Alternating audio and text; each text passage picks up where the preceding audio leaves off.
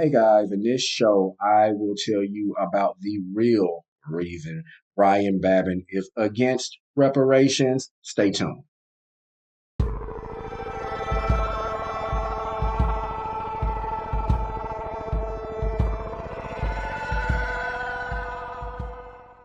Hey guys, I am Twaun X, and this is the Double Take Podcast.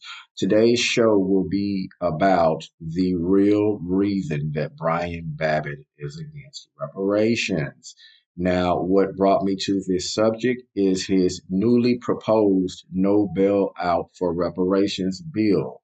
And the first thing that hit me was, why is he going to this extent against reparations? As I know that everyone doesn't agree on the topic, but I'm sure that there are a lot of people that may not agree but will not go out of their way to thwart the possibility of it also.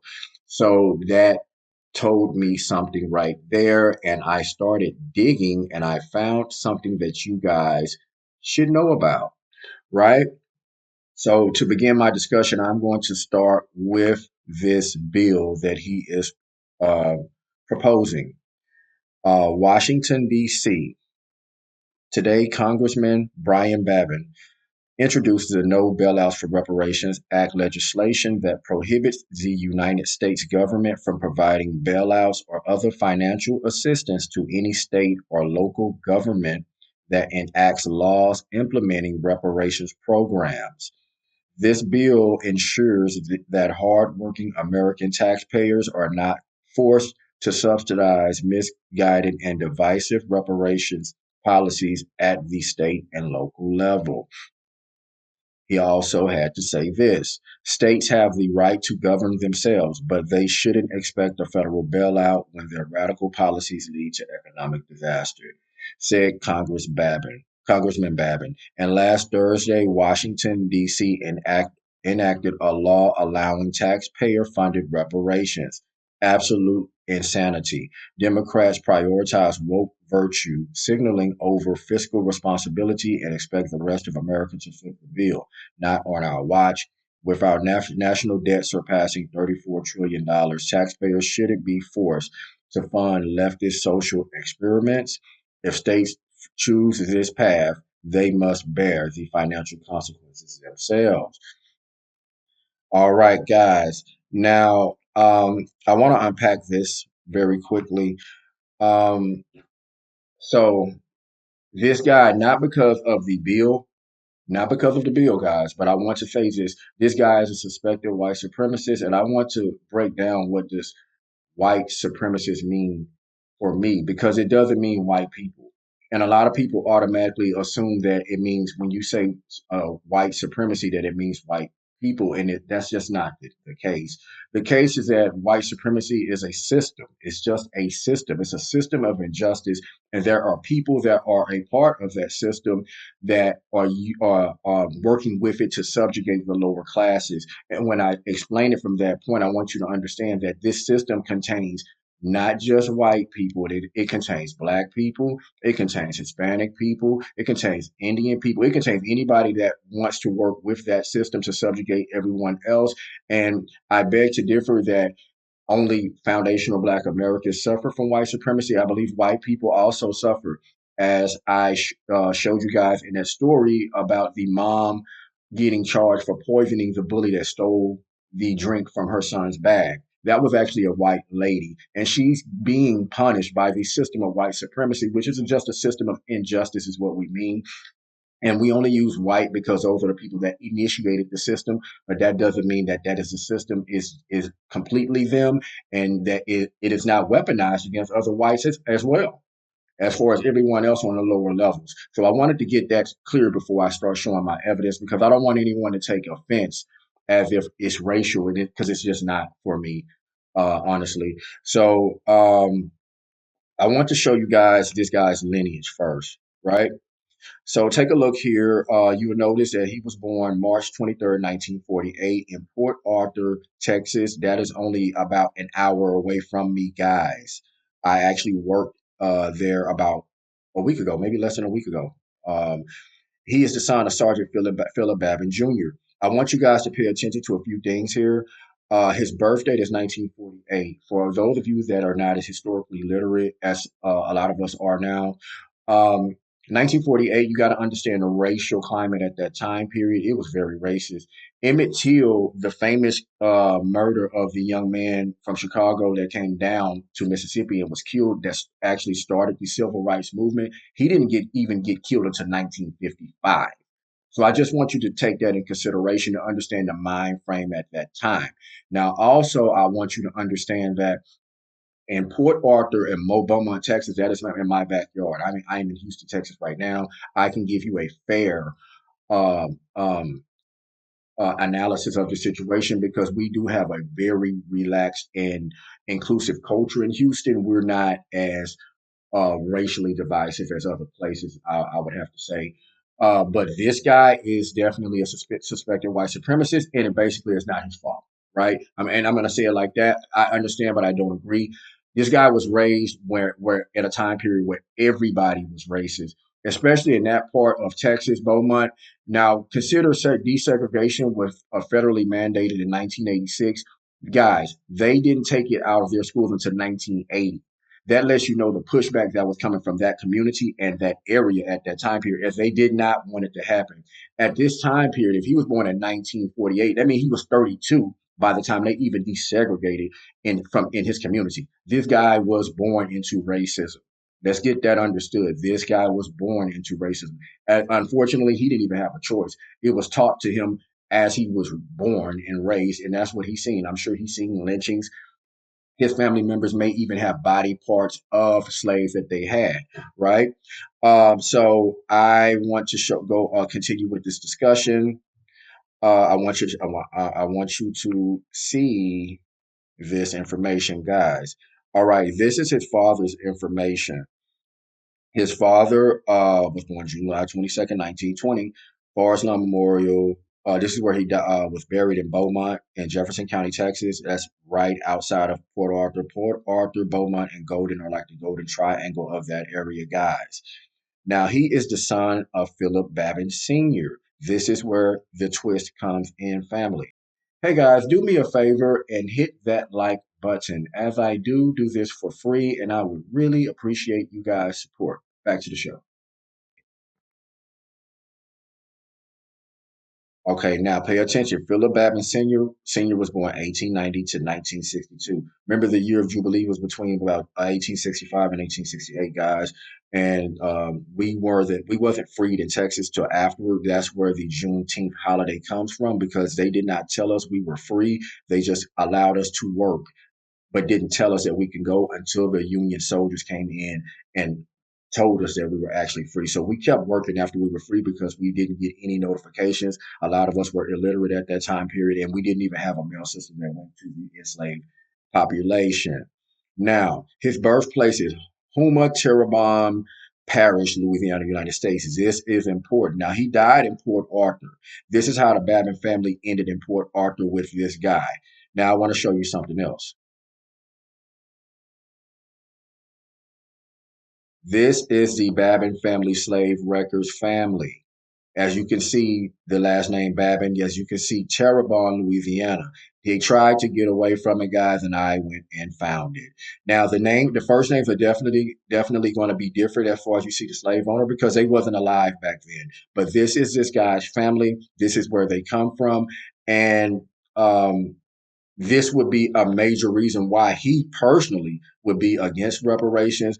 It could be because he's racist, and it also could be because you do have white people that are immigrants and whatever, and they probably shouldn't be on the hook as much as other people, even though they still benefit some from white privilege, but definitely not as much as the slave owners themselves. And those guys like him can actually afford to give us some of our money back that they stole.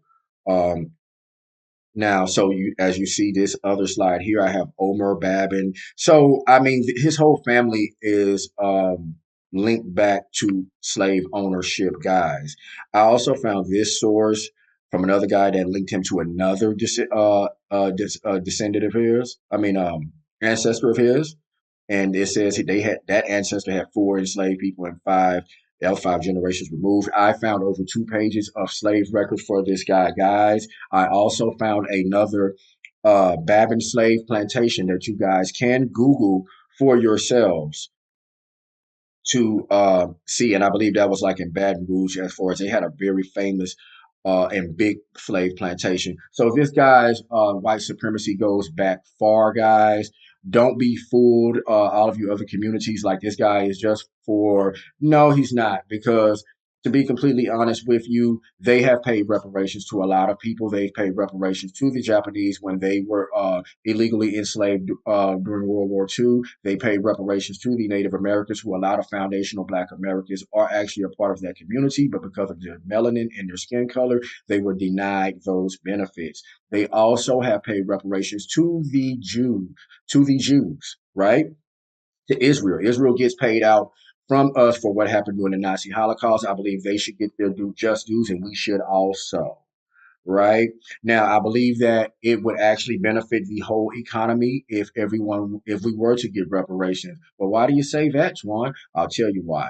Well, for one, a lot of foundational Black Americans are financially irresponsible. They haven't been taught what to do with their money, and how money is only a tool, right? If you know how to use it. So basically, that means that when they get their money, you're going to get it right back, because they're just going to go buy stuff with it, which is going to stimulate the American economy. You can find the right thing to sell, and I'm sure that you will get rich also, just without you even getting any reparations. It's reparations for the economy. Also, I believe it would be a good look for us globally, as we do not have the trust of the other nations in the world, as you can see with alliances like BRICS. Um, and it would look good if you took care of your own backyard before you went and tried to clean up somebody else's house. They're not going to trust you until you take care of us. It would be a good look for you guys. It would be a win around the board. You would look right to the world for making a very detrimental wrong right, and then you would get a lot of the money back. To be, because I'm just going to be completely honest with you. I understand a lot of people. What are you going to do with the money? Give it to you. So what's the problem with that? You see what I'm talking about? So unless you just have a really racist mind frame, I know a lot of white people that are not racist, racist at all, and they'll probably be with me when I get my money. To be completely honest with you, I got friends in all shades of the rainbow. I'm not, no, we ain't doing that. You know what I'm saying? But um, it would definitely benefit America as a whole, and it would be definitely a good start globally as for repairing the damage that you have done, not only to us but across the world. Right now, and as far as the whole deficit thing, we don't need to get paid all at one time. Why does everybody keep making it seem like we have to get $1 million at one time? No, well, a lot of us be fine with a $600 check extra a month or something like the Indians get.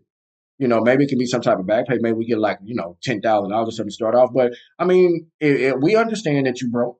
We understand we broke, but you're not broke enough to send money to all these other places. You're not broke enough to increase the spending budget for the government. And also, we've just found all of this money that you guys in the upper classes in politics have been stealing through Doge. So that can definitely be part of the repayment plan right there. And a lot of people need to keep their eyes on these Congress people. I believe we need to clean house and get all of that old mentality of unfairness and injustice out of there, so that we can completely say that we do not have a system of white supremacy anymore. Because what you guys do not understand, that less people make it into Congress than they do to that then they make it into the major leagues for sports. It is a very coveted place. People act like they have our best benefits in mind, but they go there to get to get rich, and it is basically a vacation house for thieves.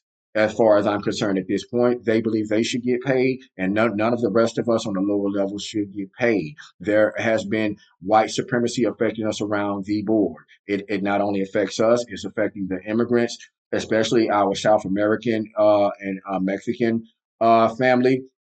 The not the illegal. I don't. It shouldn't just be illegals that should be taken, but the illegals that are doing illegal things. The good illegal people are getting caught up. I'm noticing that the Indians, immigrants, the students, just because they might work under the table or something, they're getting shipped off. And you seen what I when I did the show about the mom getting charged for poisoning the bully. They are. I mean, it's just not. It's not stopping with us guys. It's going across. It's going. This system is hitting everyone with injustice. This is why we see so much political turbulence. This is why we see so much cultural turbulence. This is why we see so much racial turbulence. And I believe some of us need to come together and get on the same page, because it's not necessarily about divisiveness. It's about inclusiveness. And a lot of people take the foundational Black American movement the wrong way, as if we are trying. And I see the stuff that the bad ones amongst us do, and I am not with that. I am not with the banging or the cultural banging, or anything. It ain't got nothing to do with that, because all y'all my family, as far as I'm concerned. I studied my DNA, and I'm connected to people.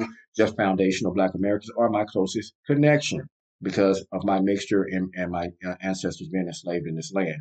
Now, that would be my take on that, guys.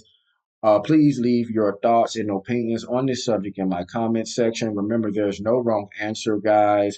We can definitely find some common point of perspective. I would imagine we can understand each other, but we don't always have to agree. I am Twaun X, and this is the Double Take Podcast. Thanks, and I'll talk to you guys soon.